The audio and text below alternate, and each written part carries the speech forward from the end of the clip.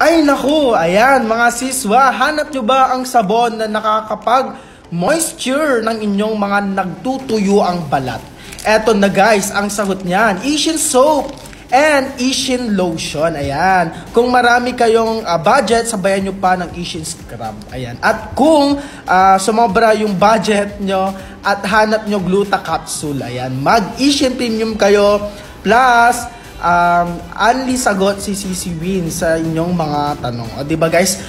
Kung meron tayong budget, syempre kailangan lahat po ng mga product natin, kung gusto natin talaga ma-achieve ang glowing skin, yan, itry natin from sabon hanggang sa mga capsule po, like mga glutathione.